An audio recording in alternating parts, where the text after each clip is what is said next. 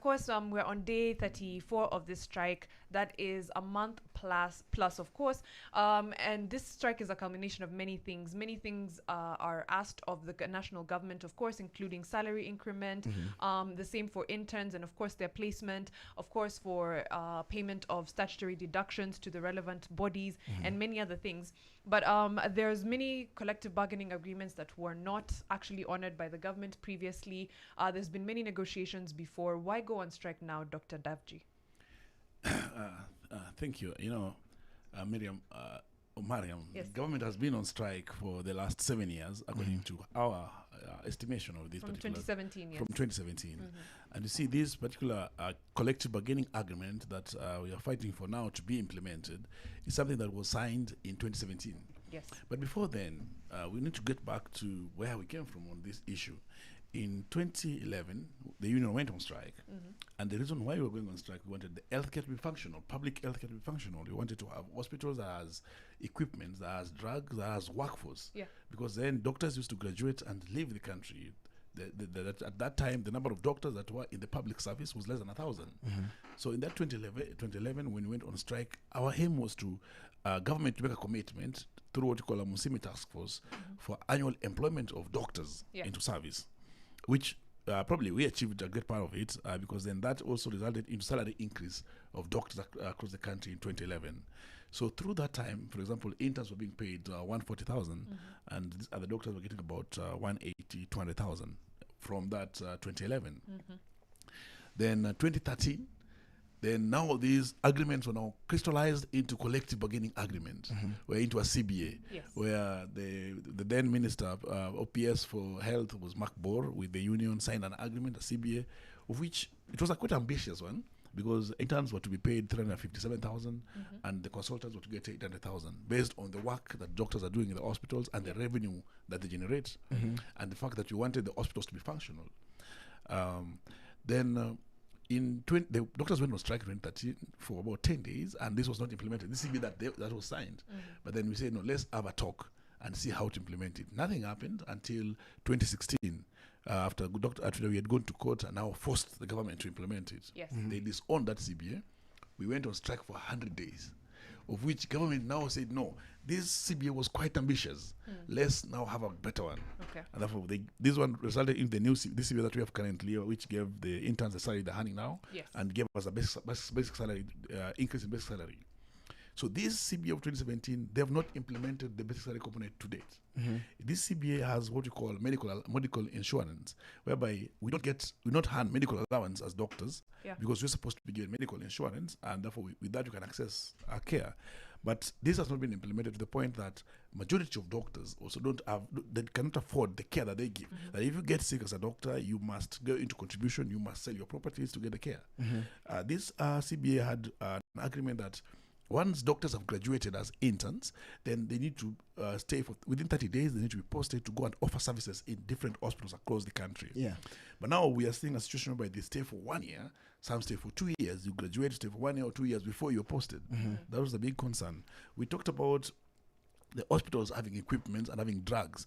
We still see situations like it was in Kakamega, whereby you are in the maternity unit and you have emergency conditions or patients, but you don't have the emergency drugs to actually help these mothers. So you end up losing a mother, not because you cannot save the person, but because there are no drugs. You don't have the drugs, This is part of the collective bargaining agreement. The things that we agreed will be there. We talked about doctors who are going for postgraduate training that are bonded to the counties. When you go for postgraduate training, it means that once you go to the university, maybe Kenyatta University or Moi University, you actually work in those hospitals. But once you specialize, you are bonded. If you take 5 years, you have to work for county for 5 years before you do anything. Dr. Ari, there is one thing that happens in this country, especially during election years. The government of the day states a lot of things, and they even get into agreements. But that is basically just fuel for them to be elected or re-elected. The current government has actually clearly stated that the CBA of 2017 was actually a little bit too overambitious. It was actually because of the government of the day as an election promise. Tool. So what's your take on that? Sometimes ignorance is not a virtue, and particularly to our political leaders, they will speak out of not getting into depth of the collective bargaining agreement. I must tell you, the majority of the governors, majority of the leaders who speak have not read it. Because what is ambitious about employing doctors? Yeah. Because if you are building hospitals as a country, we have the hospital to population ratio. We have reached WHO recommendation. But now in health workforce, we are 30%. So why build facilities or hospitals that are level 4, level 5, but they don't have understaff them? Yeah. So how is that being ambitious? That's When you say that you have graduated and you need to be posted as an intern to go and work in those facilities, how is that being ambitious? When we agree on a salary increase of 15,000 in 2016, and you've not paid me for 7 years, how is that being ambitious? I want to read a message that someone sent me when they saw that we were going to host you, because it also ties on to our next question, and we'll get back into the issues of the doctors for just a little bit. But someone asked, maybe you can ask Daktari what he thinks of Kenyans earning very little and need to seek medical services and can't afford private hospitals. At least if doctors were able to offer critical service once or even twice a week, and good morning. So he asked this in my DM, and it was tying on to a question we were going to go in anyway.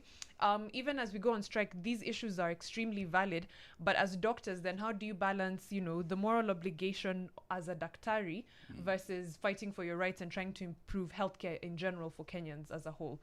This is something I've been asked a lot of times, is because there's a perception that if you're a doctor, then you are some demigod or some individual who has some divine incarnations to fuel your life. People forget that you got bills to pay, as you have to pay rents, you have to pay fuel, you have to actually fuel cars to come to the place of work. You have to pay all the bills like any other Kenyans. Sure. So if it happens like it happens to us in the counties, where you work in the hospitals, but you go for 3 months or 4 months without salary, because that's one of the reasons why we are on strike. You're 4 months, like now, the doctors in Kirinyaga were paid in January. So, and then in fact, in December, they will be paid up to now. And that happens to so many counties. So sometimes when you look at it, yes, it's a calling. But just being a calling cannot pay your bills. You have to be respected and dignified by that particular calling to offer the services. If you get a demotivated doctor in a hospital that is stressed, that the landlord has probably locked his door, he will not treat you because himself will be a patient. So we have to value that thing in that direction. I know also something that people talk about, that the money that we are talking about looks like it's a lot.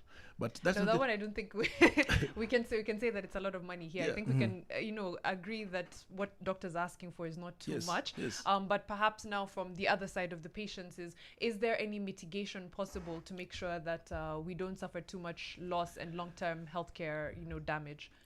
At this point, I must say that it is the government on strike. And when government is on strike, it means that when you went to the negotiation table, because we gave them 19 issues that need to be implemented, that we felt that they have not honored, we've had meetings and they haven't been implemented.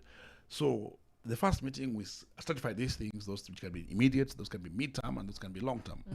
In the next meeting, they walked out. It's a clear indication that it is government on strike and they don't care. Why am I saying this?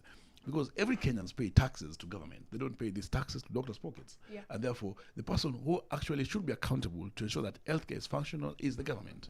So when they have abdicated their duty and instead attending funerals and political rallies and campaigns, it means that they are not feeling the impact of the wananchi on the same. True. Yes.